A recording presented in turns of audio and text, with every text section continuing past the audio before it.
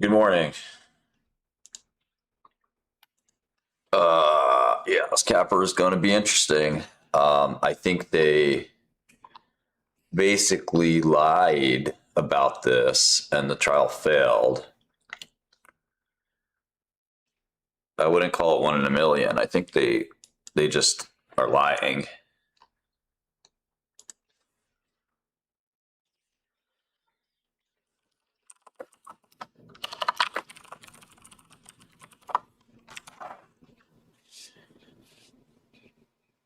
Um,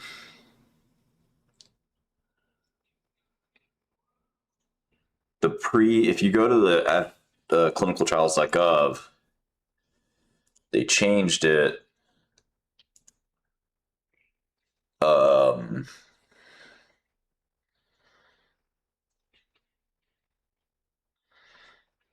they changed the primary endpoint.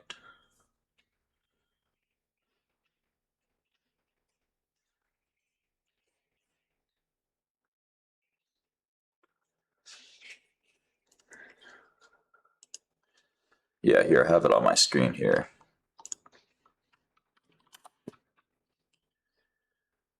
Yeah, so the Ramiocell, Hope 3, primary endpoint.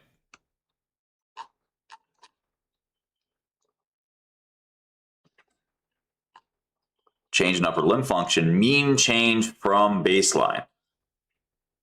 But if you look at the data they're reporting, it's totally different. That's not the primary endpoint. And this is like what anybody could do if anybody could do this if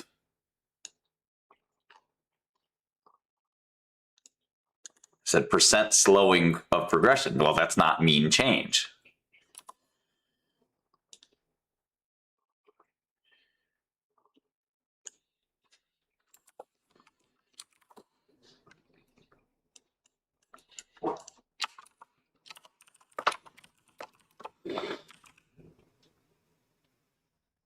Update 1, Capr course, muscle disorder, cell therapy succeeds in late-stage study. This used to happen in old biotech stocks where they would say they succeeded, but they didn't.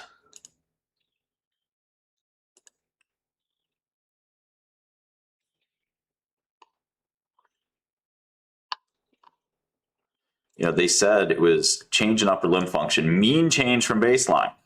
Mean change from baseline.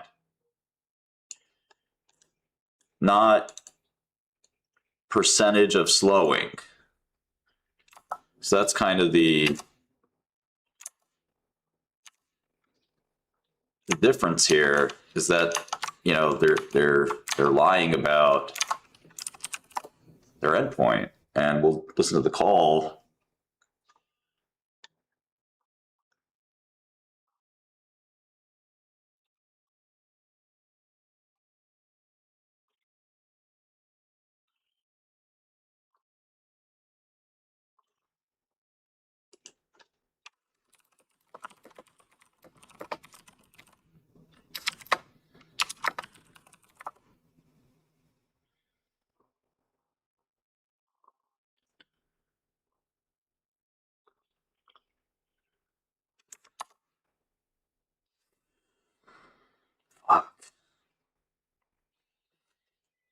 Trading halt status updated at 7:05 a.m. status T quotation resumption 5 a.m. ENT quotation resumption.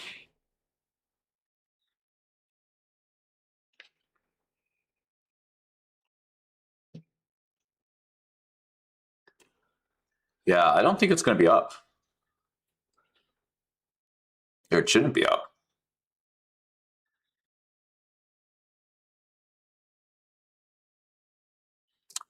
There's a serious question here as to mean change versus percent slowing. They're not showing the primary endpoint, which is how they got in trouble the first time.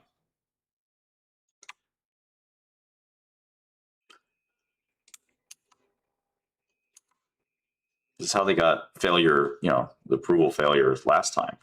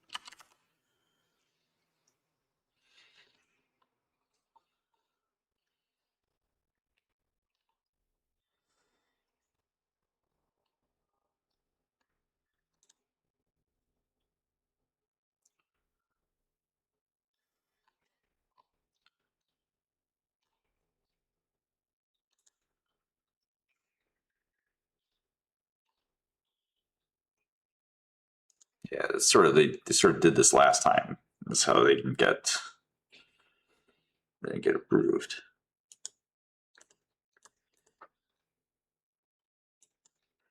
Same old Capr shenanigans.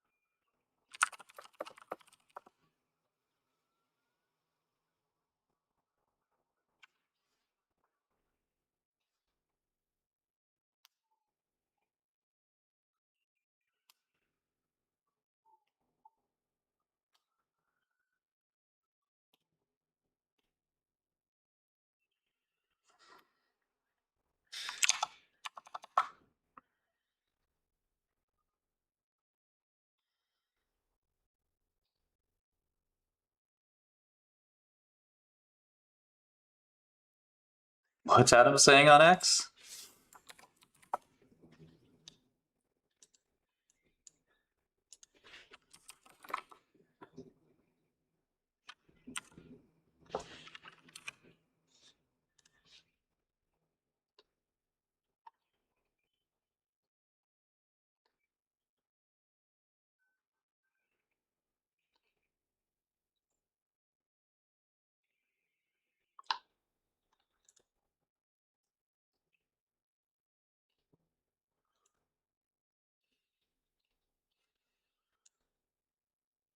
.2 points on a 42-point scale.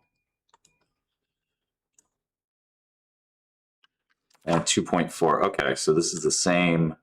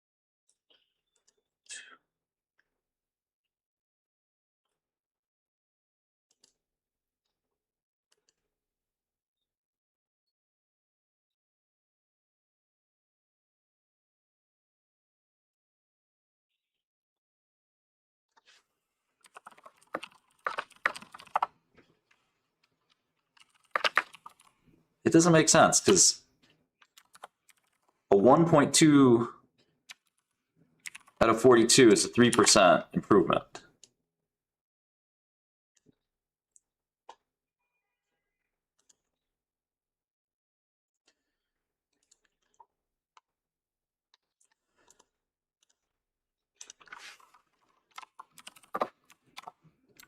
.2 point improvement on 42-point scale is a 3% improvement versus placebo.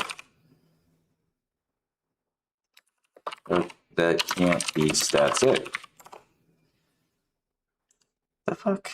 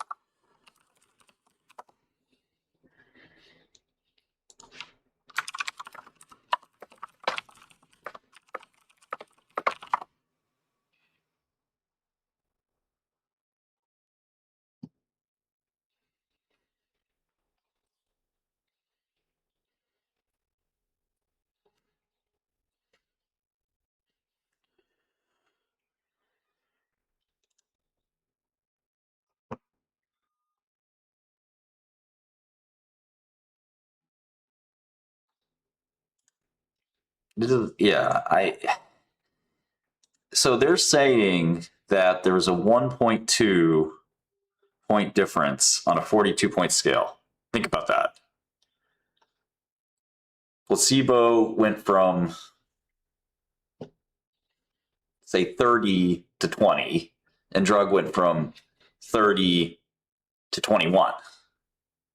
That there's, with 100 patients, that can't be statistically significant.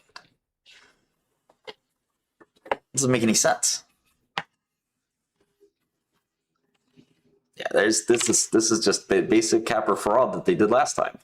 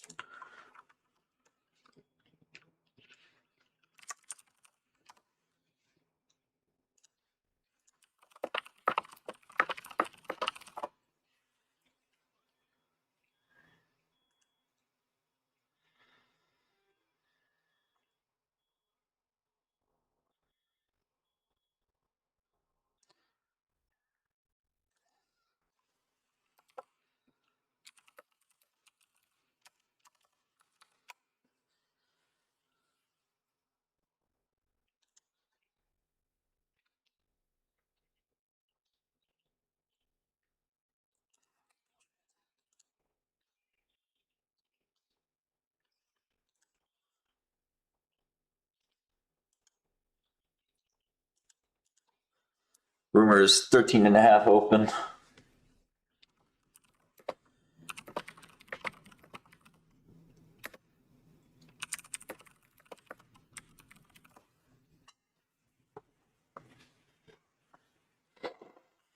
It's very clear to me that, like,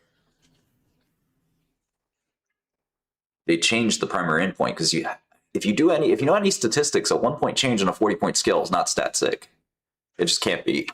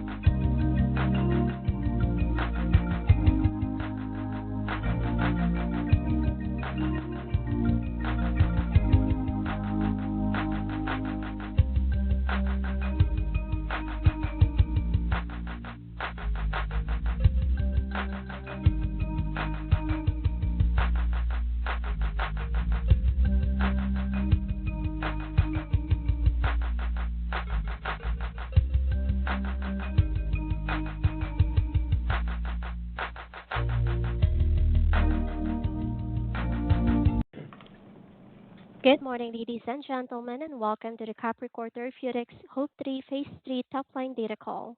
At this time, all lines are in a listen-only mode. Following the presentation, we will conduct a question-and-answer session. If at any time during this call you require immediate assistance, please press star zero for the operator. As a reminder, this conference call is being recorded. I would now like to turn the conference over to our host, Mr. AJ Bergman, Capricorn's Chief Financial Officer. Please go ahead. Thank you and good morning, everyone. Before we start, I would like to state that we will be making certain forward-looking statements during today's presentation. Statements may include statements regarding, among other things, the efficacy, safety, and intended utilization of our product candidates, our future R&D plans, including our anticipated conduct and timing of preclinical and clinical studies, our enrollment in patients in our clinical studies, our plans to present or report additional data, our plans regarding regulatory filings, potential regulatory developments involving our product candidates, potential regulatory inspections, revenue and reimbursement estimates, projected terms of definitive agreements, manufacturing capabilities, potential milestone payments, our financial position, and our possible uses of existing cash and investment Brief resources. Capricorn Therapeutics announces positive top-line results from pivotal Phase 3 HOPE-3 study. That are subject to change and involve a number of risks and uncertainties that may cause actual results to differ materially from those contained in the forward-looking statements. These and other risks are described in our periodic filings made with the Securities and Exchange Commission, including our quarterly and annual reports. You are cautioned not to place undue reliance on these forward-looking statements, and we disclaim any obligation to update such statements. With that, I'll turn the call over to Linda Marbán, CEO. Good morning, everyone. This call this morning represents the culmination of 20 years of work. This technology was originally conceptualized on a poster that was handwritten in Capri, Italy, more than 20 years ago. And through all the years of understanding the mechanism of action, trying to find the perfect way to deploy the powers of what was once Cap 1002 and is now Deramiocel, we are now proud to be able to present today the data that was released in a press release this morning that showed that the HOPE-3 Phase 3 pivotal clinical trial of Deramiocel to treat Duchenne muscular dystrophy has shown statistically significant improvement in both skeletal and cardiomyopathy. Today, in order to update you not only on the data from the trial, but also talk about our future plans and then to contextualize the relevance of this data for the Duchenne community, I am joined by my esteemed colleagues, AJ Bergman, who you just heard from, Dr. Michael Binks, our Chief Medical Officer, Mr. Mark Awadala, our Chief Development Officer, Drs. Kati Mahari and Nathan Hogan, our statisticians here at Capricorn, Dr. Craig McDonald, a physician that needs no introduction in the Duchenne community because of his prominence in the clinical developments, understanding of, and treatment of Duchenne muscular dystrophy and other neuromuscular disorders, and Dr. Jonathan Soslow, by far considered the leader in the world of understanding Duchenne cardiomyopathy and has published extensively on the natural history of this disease process in order to contextualize this important data for you. Next slide, please, AJ. You can see in this very simple agenda that I'm going to be walking through some of the very basics of the trial design, how we did it, how we conducted it, the rigor by which this data was collected, the fact that we have now an adequate and well-controlled study which has been asked for by the FDA, and I will give you all of those details, and we look forward to your questions at the end. Mostly what I'd like to say before I begin this call is my email, my phone, my text messages this morning has exploded in the last few minutes since the release of the press release by the most important people in this whole experimental design that we've built, and that is those with Duchenne muscular dystrophy and their families. These boys and young men and their families have hope. This is the first clinical trial that I am aware of where there is statistical significance, clinical significance, and also anecdotal support for the fact that Deramiocel changes the life course of these boys and young men. Next slide, please, AJ. I think most of you on this call know about Duchenne muscular dystrophy. It is an X-linked disease. It means it's primarily expressed in boys and young men, although there is a growing body of evidence that the mothers of these boys, as well as the sisters of these boys, have manifestations of the disease as well, and we look forward to be able to be providing therapeutics for them in the future. Deramiocel is the largest protein in the human body.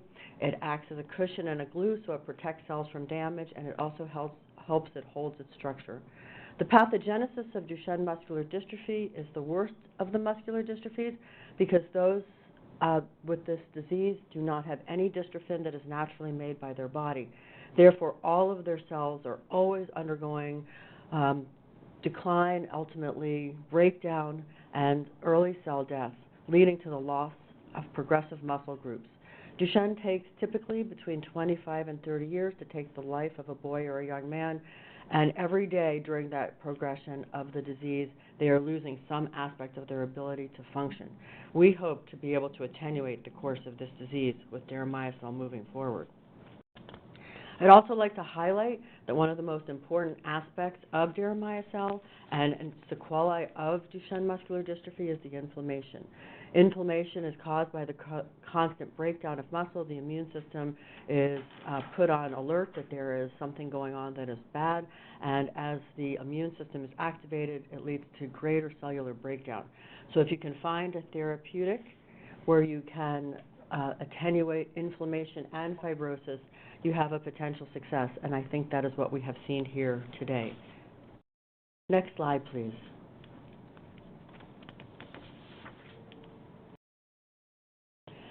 Deramiocel has been under clinical development for over 10 years in the treatment of Duchenne muscular dystrophy. We started with the HOPE Duchenne study that was published in the Journal of Neurology, where we showed a reduction in the amount of scar in the heart and trends toward improvements in cardiac function. We then showed that we could multi-dose, switching to an intravenous paradigm in the HOPE Duchenne open label extension, which rapidly led to the conduction of the HOPE-2 and the HOPE-2 OLE clinical studies. The HOPE-2 and the HOPE-2 OLE clinical studies have shown not only that we can reduce the amount of damage done to the muscle, that we improve cardiac function, that we improve skeletal muscle function, that we are addressing an unmet need that nobody else has been able to address, and that is the primarily non-ambulant patient population, and that we see long-term, multiple years, 4 years coming into 5 years of safety as tolerability as well as efficacy. As you know, we filed a biologics license application based on the HOPE-2 open label extension data, as well as the natural history data collected by Dr. Jonathan Soslow and published in Circulation Heart Failure. And what we are talking about today is the data that was asked for by the Food and Drug Administration to supplement that BLA in order to prove the fact that deramiocel works in treating Duchenne muscular dystrophy. What's most exciting to me and what I want to highlight on this relatively busy slide, the culmination of this work is HOPE-3, the data that we have put out this morning and we will continue to discuss now and moving forward. It has been predicted by each one of our clinical studies. In HOPE Duchenne, we showed a reduction in cardiac scars measured by LGE. You'll hear in the next few minutes that that was substantiated in this randomized double-blind placebo-controlled trial. The improvement in upper limb function shown in every one of our clinical trials continues to be supported and now shows statistical significance in a 106-patient randomized double-blind placebo-controlled trial, and the improvement in cardiac function is again substantiated from the HOPE-2 and the HOPE-2 OLE study. Now, how does deramiocel work? Let me remind you of that.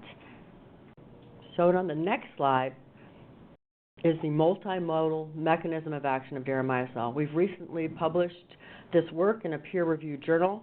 The measurement of the mechanism of action has been ongoing in our lab and others over the past 20 years, but what has been most important in the development of deramiocel as a drug product is the development of a potency assay that is directly related to the biologic mechanism of action of deramiocel. And that's shown in this relatively simple graph, which shows that we have anti-fibrotic activity, immunomodulatory activity, reminding you that inflammation is equally damaging to patients' muscles with Duchenne muscular dystrophy and other neuromuscular diseases, by the way, as well as anti-inflammatory itself, just slowing down that inflammatory response. So allowing inflammation to be reduced, allowing healing to begin, and then ultimately preventing the development of scar, which leads to the loss of muscle function.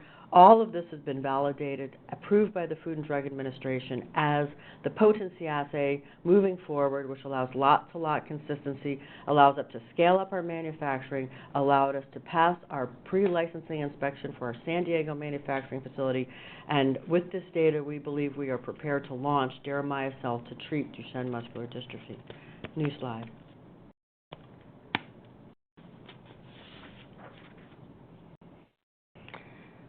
Let me talk to you for a minute about HOPE-3, our pivotal phase 3 trial. This trial has been conducted at 20 sites across the United States. It is a randomized, double-blind, placebo-controlled trial of 106 patients. The primary efficacy endpoint is the performance of the upper limb version 2.0. The key secondary endpoint is left ventricular ejection fraction, and we have other type 1 error-controlled secondary endpoints. The mid-level performance of the upper limb, that is the ability to move essentially your elbow or your arm, an analogous task by which could be improved by preserving mid-level function is eating, brushing your hair, drinking water, hugging your mom, as Pat Furlong would say. A global statistical test, which is a feels, function, and survives type of endpoint. It combines looking at the relationship between the performance of the upper limb, left ventricular ejection fraction, and a patient-reported outcome called the PGI. We have late gadolinium enhancement. That is a dye that is used to examine the heart using MRI and allows you to determine the amount of scar in the heart. And we see that as well statistically significantly, and I'll talk about that in the next few minutes. As I mentioned, it was a 1-to-1 randomization. Patients received 150 million cells via intravenous infusion 4 times a year, and as you'll hear in the next few minutes, it was safe and well tolerated. Next slide, please.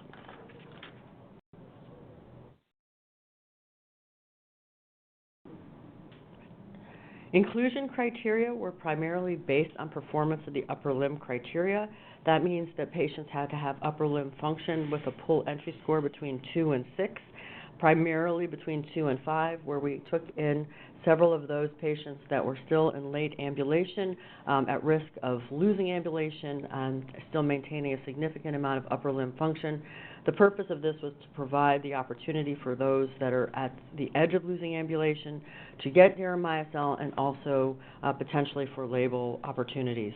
What you can see shown here in this slide, which can be also elaborated on by Dr. Craig McDonald, who, as I mentioned, has joined me today, the ability to feed yourself or lift your arms, raise your arms above your head, are all the criteria by which patients are randomized into this trial, and we are then able to measure their functional development as a result of the performance of the upper limb, which is a 21-item scale. Next slide, please.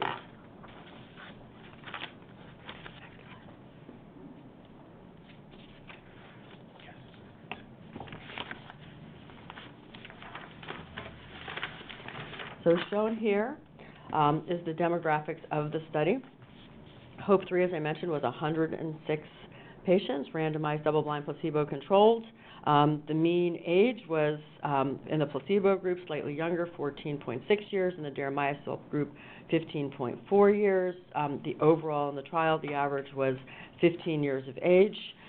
We had a slight difference in left ventricular ejection fraction at baseline, with the placebo group being slightly healthier with an entry ejection fraction of 59% and a deramiocel entry left ventricular ejection fraction of 55%. A total of 91 patients had left ventricular ejection fraction measured, and you can see that the average baseline criteria for ejection fraction was 57%. There was no difference in baseline in the performance of the upper limb in the placebo versus the deramiocel group of any measurable difference, with the overall pull entry score for those with entry scores of 2 to 3 at 48, or 4, 5, and 6 pull entry scores, an overall entry score of 58. All considered well within the standard expectations of this particular patient population. Most of our patients were non-ambulatory. Let me highlight at this moment the incredible relevance of this therapy in the Duchenne community. There is nothing that is approved actually for this patient group, and we are the one therapeutic that can be given across the life course of Duchenne muscular dystrophy to attenuate the progression of the disease. Many of the boys and young men receiving deramiocel are in their early 20s and feel and function better than they ever thought they could at this point in their life.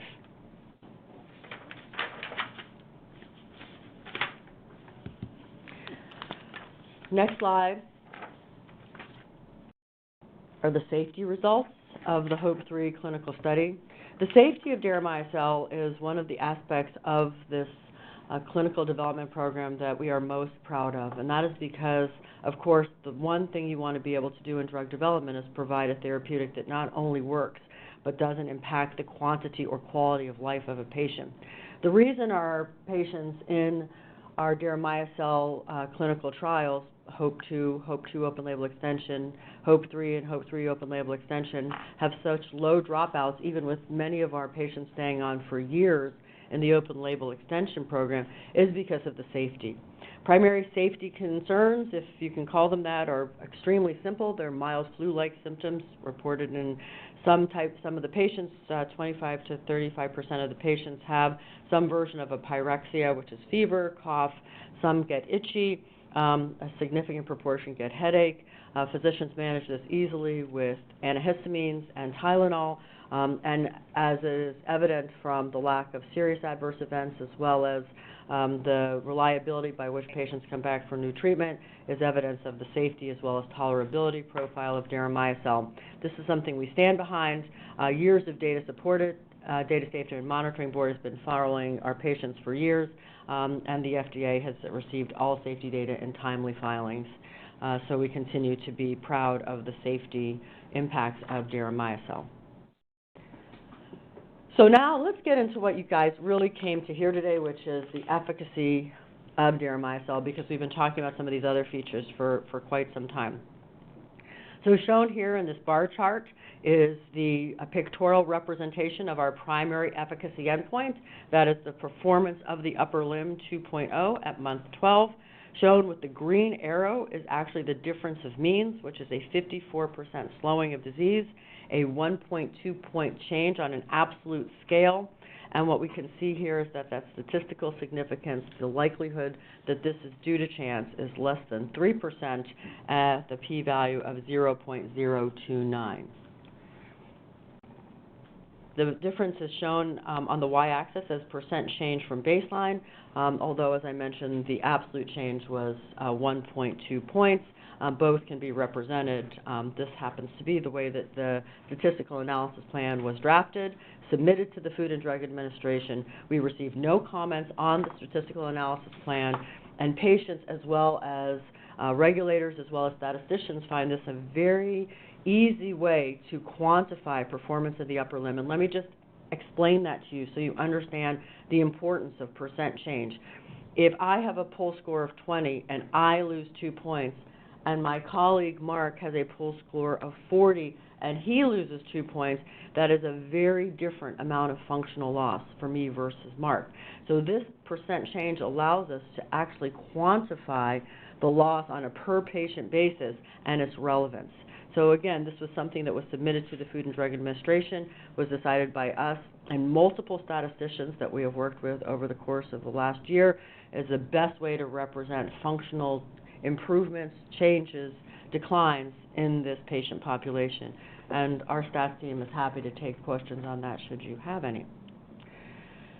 In the next slide, we show our secondary endpoint, which is left ventricular ejection fraction.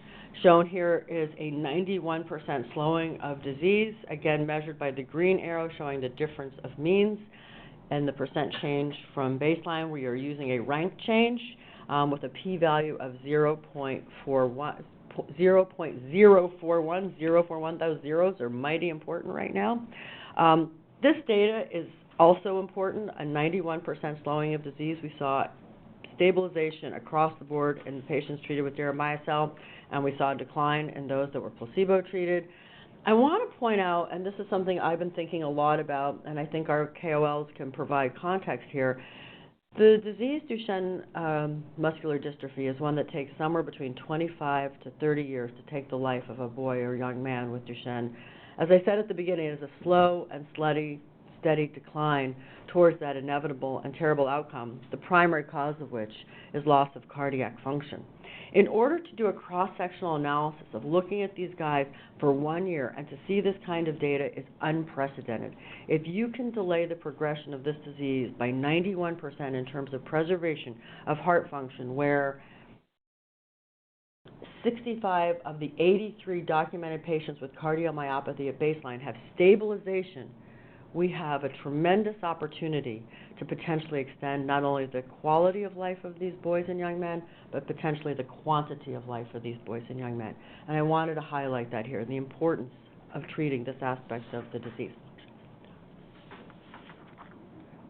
Next slide, please.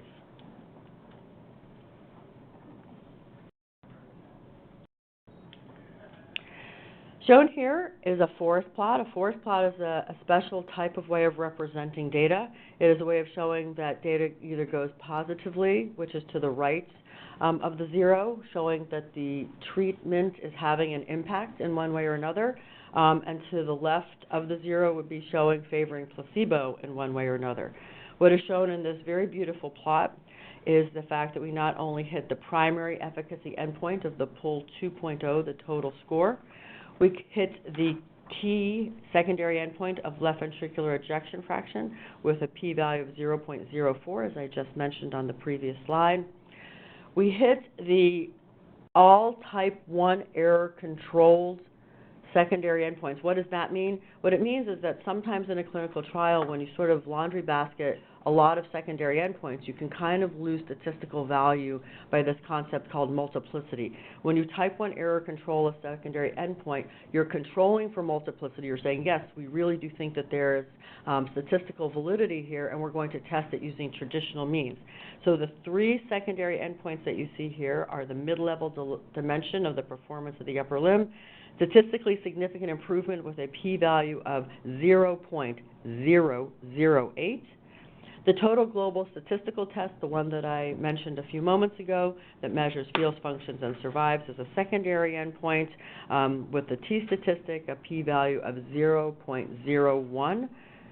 And then finally, one that was added as part of the cohort B of the clinical trial at the request of our cardiology colleagues is late gadolinium enhancement.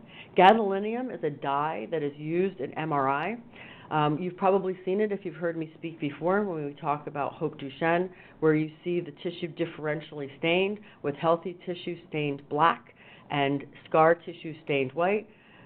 People who are experts in reading these types of images can then quantify the number of segments of the heart that is impacted by scarring, or other ways of looking at it is the percent of the heart that is affected by scarring, and it's a very efficient means of looking at the damage in the hearts.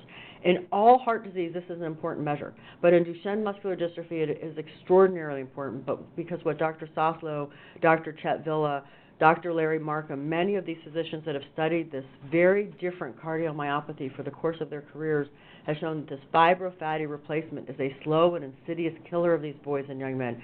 They develop scars slowly. They don't know what's happening. Many of them are off their feet. Their hearts are not working as hard as they could if they were playing basketball or soccer. So they're kind of oblivious. And then ultimately there's so much scar that the heart actually can no longer compensate. They develop a fulminant heart failure, and ultimately nothing that clinicians can do can pull them back from the edge. So the fact that we see a reduction, and a statistically significant reduction in the amount of scar with a p-value of 0.02 is probably one of the most amazing aspects of this trial. We are attacking this disease at where it is causing the most potential damage, and we are looking forward to following the boys and young men that are prescribed deramiocel to see that they have extension not only of length of life, but quality of life, but also length of life. Next slide, please.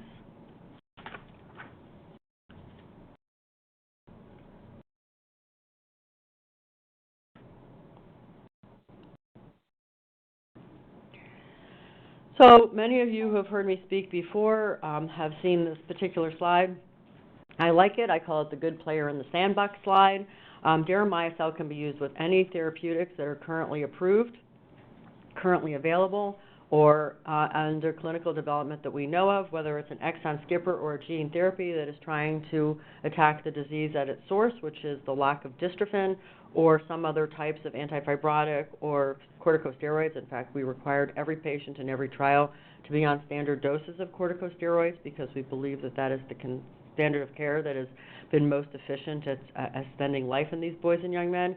Deramiocel goes well with all of them. There are no negative impacts, and we actually believe that we're going to see synergies over time in this type of polypharmacy, because if you can reduce inflammation and you can reduce fibrosis and you can drive repair, and then you have these other therapeutics that are in there that could be adding dystrophin or repairing the gene, we then have an opportunity to really attack the disease at both sides of its mechanism of destruction, both the lack of dystrophin and inflammation and fibrosis.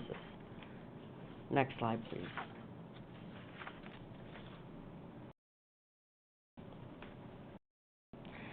So where are we going from here? This is obviously probably the most important day in the history of Capricorn and the history and the development of Deramiocel. The name of the company, as I mentioned, comes from the little island on Italy in which we first discovered the seminal work that has led to this point. We have met the Phase 3 primary efficacy endpoint of the PUL 2.0. The key secondary endpoint of left ventricular ejection fraction, both achieving statistical significance of p equals 0.03 and 0.04, respectively. As I said earlier, statistical significance was achieved in all type 1 error-controlled secondary endpoints. Deramiocel is a first-in-class therapy designed to treat not only Duchenne cardiomyopathy, but also the skeletal muscle myopathy. And we made those seminal discoveries now multiple years ago in our preclinical studies, and now it has been validated in multiple clinical studies, culminating in what I consider to be probably one of the very best clinical trials that's been done in the understanding of Duchenne muscular dystrophy, randomized, double-blind, placebo-controlled, 106 patients, highly overpowered at greater than 90%. We really have measured all of the bells and whistles here and done a stellar job of taking this to this end point. Safety and tolerability, one of the most important aspects of treating any type of disease, because of course you want your patients to feel and function better, with consistent clinical experience supporting the safety and tolerability of Deramiocel. Obviously, the whole world knows that we received a complete response letter. We thought we were on track to PDUFA last year based on the HOPE-2 open label extension data, as well as comparing the cardiac data to Dr. Jonathan Soslow's cardiomyopathy natural history study. The FDA had felt that that was adequate data for a label. The administration, upon review of the data, decided that there was not adequate data. They issued a CRL. We have now answered their concerns by offering them data that is randomized, double-blind, placebo-controlled, an adequate and well-controlled clinical study. We're going to submit this data in response to the CRL. We are hoping to get a relatively rapid PDUFA date right now or up until our Type A meeting in August. They were telling us it would be a Class 2 resubmission, which is about 6 months, so look for sort of the conservative estimate of a PDUFA in July. But because we now believe that this data substantiates all of their concerns, we've passed pre-licensing inspection, our commercial manufacturing facility is ready to go. Cohort B, which is the aspect of the trial that was done was done using drug made at our San Diego commercial facility, shows independent statistical significance. We are ready to go. And our patients, their families, and all of the people in the Duchenne world that has been following this therapeutic for years, I think today we should raise a glass and celebrate that perhaps we are first time providing an opportunity for these boys and young men, especially those that are non-ambulant with no other options in front of them, to have an opportunity to extend their lives. And with that, I will again offer my thanks. I'm joined here by my colleagues who can answer specific medical, scientific, or statistical questions, and I look forward to continuing to work with you as we take this towards launch and commercialization. Thank you.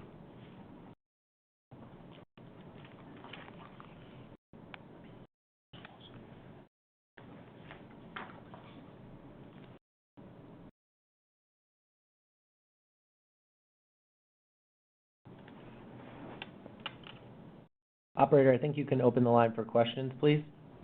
Thank you. Ladies and gentlemen, we will now begin the question and answer session. To ask a question, you may press star followed by the number one on your telephone keypad. To withdraw your question, please press star followed by the number two. With that, our first question comes from Leland Gershell with Oppenheimer. Please go ahead. Good morning, Linda and team, and my congratulations on these very strong data from HOPE-3.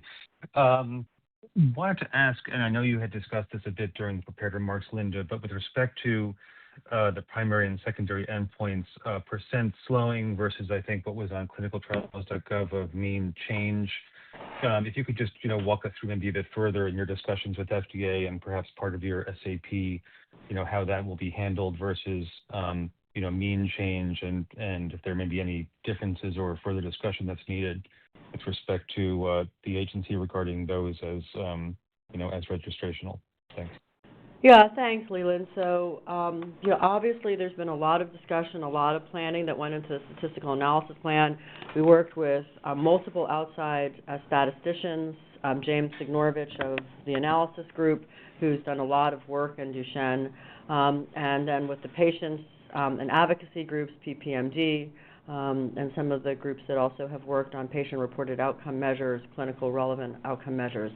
And the determination of using percent change as a way of measuring the change using the performance of the upper limb, I personally think was one of the greatest steps that Capr was able to make. So we even worked with ADAM International, the group that developed the performance of the upper limb, and presented the idea to them before we wrote it in our SAP. They also like it. The PUL is still a relatively new measure. We're still understanding it. And as I said in my remarks, a PUL score of 20 and a guy who loses 2 points on that has a very different outlook on those 2 points lost than a guy who starts with 40 points and loses 2 points. So percent change allows you on a patient-by-patient basis to assess the loss for that particular patient. And for more clarity on that, Anna Mayhew, actually, again, one of the developers of the performance of the upper limb, just published a really lovely paper that was made available, peer-reviewed in September, discussing this exact issue, and that's actually where a lot of these ideas came from. In terms of absolute change, we saw that as well. So the FDA has said that the clinically meaningful change in the performance of the upper limb would be 1 point. We see 1.2 points, many of that change attributed to mid-level PUL, which is their arm, which is also validated in video assessments that we actually have in front of us. We just can't show today. So look forward to the future of being able to see on video what is actually happening to the arm function in these guys that are on deramiocel. The good news is we see statistical significance in the absolute change as well. It's a p-value of 0.05, so just making the cutoff, but that's all you've got to do. So whichever way the agency wants to look at it, we hit it, and we look forward to having that conversation with them. We really don't think this is going to be an issue that's going to roadblock us at all. Thanks. Just great. One follow-up. As the results that were presented were across the entire HOPE-3 population, just wanted to ask with respect to cohorts, B versus A, obviously B from San Diego, which is the facility that's been, fully inspected and passed and all that, versus A from LA. Just wanted to hear of any concerns or any possible items that may come up with respect to approvability of deramiocel, given the data set across both A and B. Thanks. Yeah, so, we were delighted. We had built a statistical analysis plan which allowed us to look at A plus B and then drive that primary towards cohort B should we not achieve significance with A plus B. We hit the primary at A plus B, so that's great. But B did even better than A. We think that's largely because we put really stringent quality assurance, quality control measures in place. Our potency assay was approved and now is done in every lot. And so every batch of drug that comes out of San Diego goes through a much more rigorous type of evaluation than from our Los Angeles facility, just because we were developing it for commercial use. So, the p-value for cohort B was really quite extraordinary, and this will do several things in our minds. Number one, it shows the efficacy of deramiocel produced by our San Diego facility. Number two, and perhaps even more importantly, it shows that an efficacious product can be made by a manufacturing expansion. So this allows us to have significant opportunity for expanding our manufacturing capabilities and treating any and all of those worldwide that ultimately can benefit from deramiocel, whether with Duchenne or other indications. And the other issue, of course, is that it really closes a lot of holes, we believe, that FDA could raise any concerns about manufacturing or CMC because of the efficacy of this product, as well as us passing PLI already in preparation for approval. So I think this is one of the best findings of the study, is how well Cohort B did, and I'm very proud of the data from this aspect of the trial. Thanks very much, and again, my congratulations. Oh, thanks, Leland. You've been great to work with.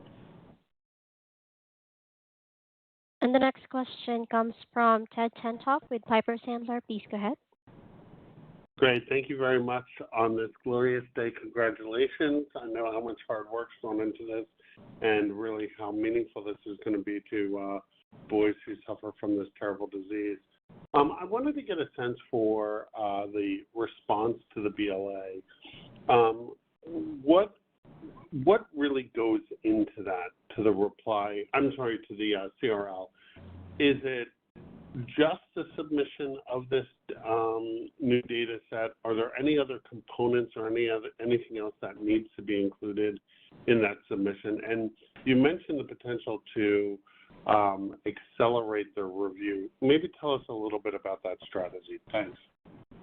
Yeah, so in response to the CRL, we are going to be submitting this data. We submit all of the data, and we will address all of the issues that were directly raised. So obviously everybody's seen it because the administration put it out, but we would be happy to share. And so they addressed concerns regarding whether we had an adequate cardiomyopathy patient population for a cardiac label. We do. So we have 65 out of 83 of our patients, as I mentioned, were diagnosed with cardiomyopathy at baseline. 92% of the patients in the trial were on cardiac meds at baseline. That was another concern raised in the CRL. So we feel really great about our cardiac opportunity, the LGE, and we have very good indication that we're going to be able to answer all of their concerns regarding the clinical data with this very stellar data set. We had already answered the CMC, the chemistry, manufacturing, controls issues that had been raised in the CRL, so we're very confident in that. Because we've had some time to think and our teams are never quiet, we're also going to be submitting additional mechanism of action data where we will be able to support with further analyses the actual mechanism of action, which we've been talking about. I showed a very simple slide. There's hundreds of pages of scientific work that has gone into understanding how this works. Excellent. So, and then, the final aspect of your question, Ted, which is acceleration of the PDUFA date. We didn't think that the CRL was issued fairly originally, but we understood it. Okay, it was a small data set. There were a lot of questions. None of the questions raised in the CRL were ones that we hadn't heard from the agency before. We were glad that we had had the opportunity to file the BLA under the previous administration. We were glad that they could see through the small trial and some of its warts and bruises to the potential efficacy. But now with this absolute manifestation of efficacy, hitting statistical clinical significance, doing a clinical trial that is how a clinical trial should theoretically and practically be done, we're going to be asking the agency for a rapid review, and we will hopefully use some of the political capital as well as the families and advocacy groups to help us work with FDA to get that accelerated. Great, excellent. Well, congratulations and best on these next steps. Thank you so much, Ted, and thank you for standing by me for all these years. My pleasure. Thank you. And the next question comes from Joe Pantginis with H.C. Wainwright. Please go ahead. Hey everybody, good morning, and congratulations as well. This is really fantastic after the path you followed, building this case here. I know it's been difficult, but it's very rewarding now. So two questions to start. First, can you give a little perspective with regard to the LVEF percentage increases and how this reflects clinically to the patients? And then number two, you just spent a bunch of time describing, the responses to the CRL components. What would you consider, if any, the worst or the most demanding case that might be still outstanding? Thanks a lot. Yeah, so I'll take the last part of that first. I don't think we have any. I think that this addresses every single one of them. Like I said, I felt like if we didn't have this data set coming, I would have fought to the end to get a BLA approved based on the data that we had. I believed in that data. It's been published in the Lancet, published in the Journal of Neurology. Patients have long-term, over 4 years of efficacy. You can't turn your head to that. So I believe strongly in what we had. This, it's not even icing on the cake. It's like, the wedding cake. Like, this is it. This is the best that you possibly can have. And so we don't feel like there are any issues. In terms of clinical relevance, one of the greatest pleasures of my career has been getting to know Dr. John Soslow, who is a caring physician but also an incredible academician. John, I hate to put you on the spot, but could you possibly tell everybody a little bit about the clinical significance of this data, what it means to you, to your patients, and sort of to the field? Yeah, absolutely. No, thank you for asking me. So as they mentioned, the 2.4% difference in LVEF, that's striking because we see pretty much in study after study that there's a 2 to 3% decline in LVEF in these patients once they develop cardiomyopathy. And we and others have shown that LVEF is a very strong predictor of mortality. And in fact, it's shown that a 3% decrease has a hazard ratio of over 1.3 for association with mortality in those patients. So they have a 32% increased chance of having a mortality event for every time their LVEF drops by 3%. So this is clinically extremely meaningful for these patients. And what I'll say is that we treat these patients with cardiac meds that are adopted from the adult literature. There are no approved cardiac medications. It's an unrelenting progressive disease. And honestly, those adult meds really don't work very well. So we and others have honestly grown tired of going to these patients' funerals. Like, we're not making enough of a difference with the drugs we have. And so a drug that can slow or stop cardiomyopathy progression is really a game changer in this field. That's fantastic. Thank you very much for that, and looking forward to a potential positive FDA outcome. I think you have the data to show that, so congratulations again. Thank you, and thank you, John. That even brought tears to my eyes. Thank you. Questions? The next question comes from Kristen Klosko with Cantor. Please go ahead. Hi, good morning, everybody. Let me also add my congratulations, and you should be proud of all the young men and boys that you've been able to help with this therapy. So I had a few questions. Just first on the SAP change, I understand the rationale, especially as patients come in at different baselines, but can you just help contextualize for us? Did you bring this idea to the FDA in the meetings prior to the database lock, and then did they echo that they were supportive of it? Just trying to understand that, because I think there's a lot of focus on that this morning. So explain baseline differences? Is that what you're asking, Kristen? I didn't understand the question. I'm sorry. No, I'm saying I understand the rationale for why the percentage disease slowing makes more sense, but if you can just help us understand when this change happened in terms of your FDA dialogue, and again, just reinforce that they were supportive of using that. Yeah, thank you so much. Sorry, for whatever reason, the webcast is a little funky for everybody, including us today. Yeah, so as I said, this was sort of iterative thinking that developed with us, with our statistician colleagues, with talking to the ATOM group that developed the performance of the upper limb. Anna Mayhew's paper in September, as I mentioned, kind of blew the field wide open as to, what's really important and how do you quantify and qualify progression, as well as working with some of the advocacy families in learning what really matters to them and how to measure their function, either decline or stabilization. We've submitted the percent change opportunity to the FDA as part of our statistic analysis plan. It's now been several months since we submitted it, but we definitely long ago passed any 30-day review period. We have, put it in all of our documents. It was in our final SAP that was submitted prior to database lock. So we don't expect any concerns from that. But in sort of the beautiful belt and suspenders way, we also see statistical significance in the performance of the upper limb in terms of absolute change, which is, going to be, whichever way you want to look at this, it's a win. We won, according to Hamilton, the musical. We don't really anticipate that there's going to be problems in dealing with whether absolute or percent change. I'll use this moment to sort of talk about the heterogeneity of Duchenne muscular dystrophy, and I think there's kind of a misnomer in genetic diseases, especially in diseases where there's a mutation that affects one protein. It should be so easy to fix, and I think that's sort of the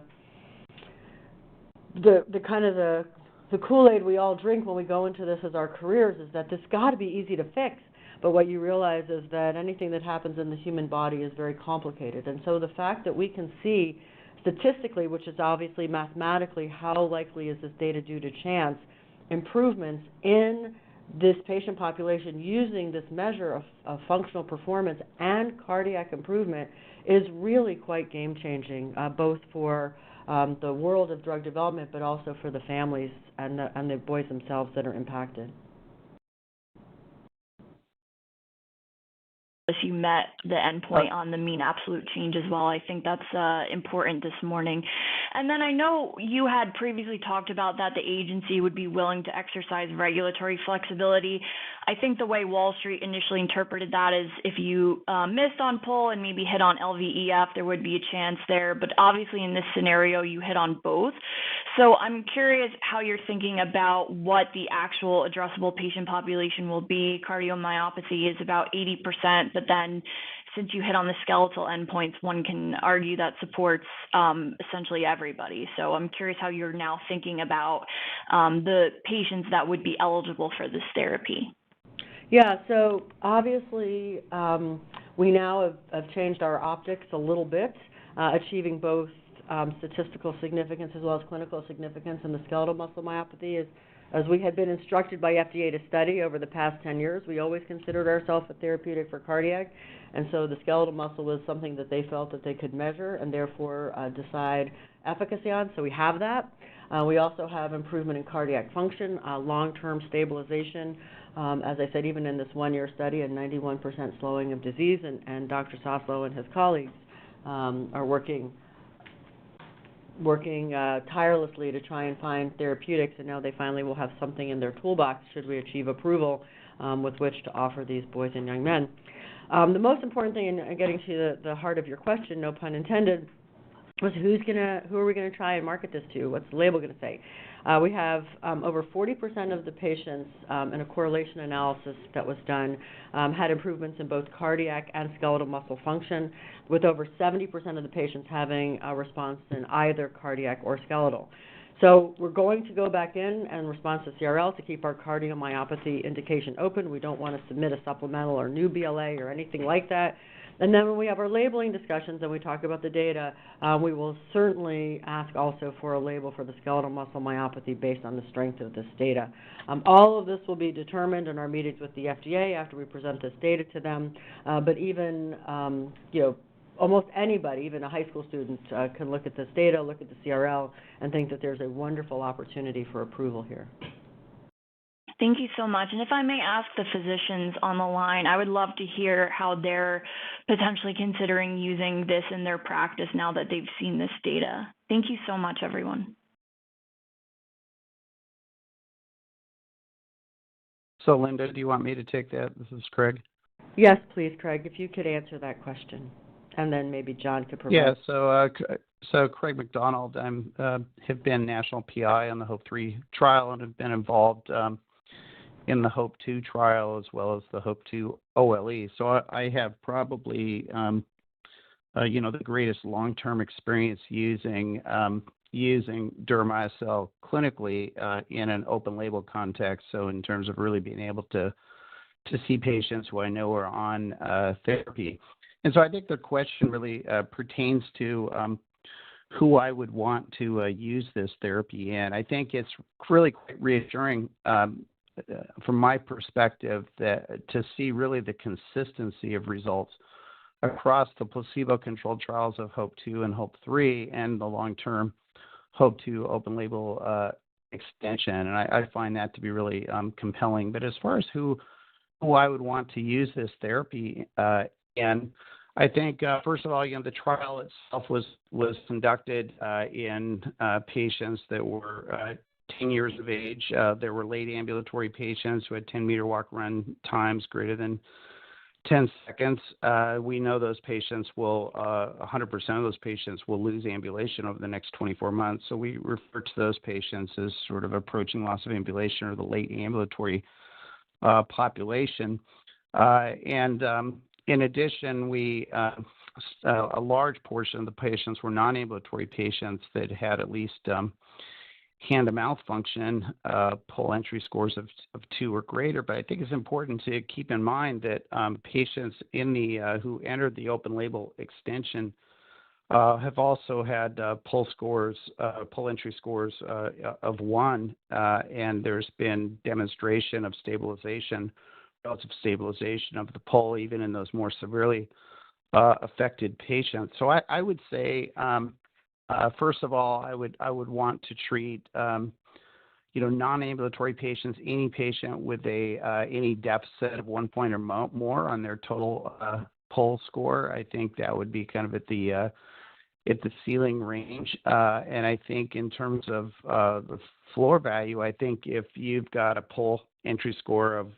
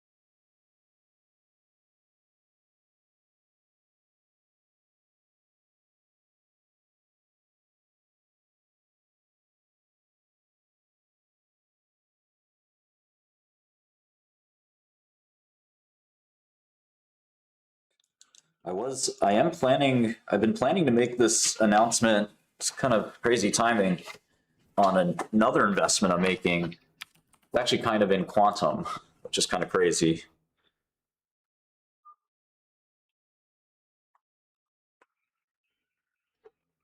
So that'll be an interesting announcement. Stay tuned for that.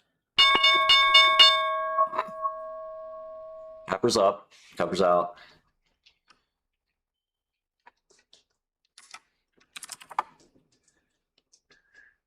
He's sending the announcement out momentarily.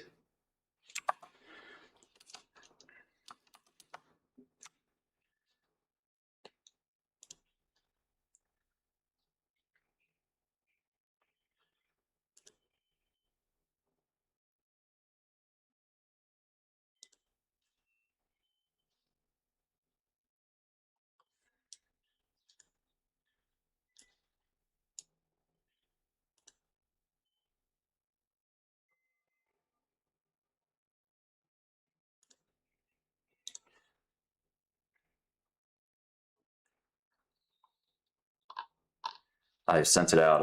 I've built a position in QCLS, which is a quantum class company. It's publicly traded. And my partner and I are going to be helping the company build the company. I would join as CEO if I could, but let's see if President Trump will help me with that.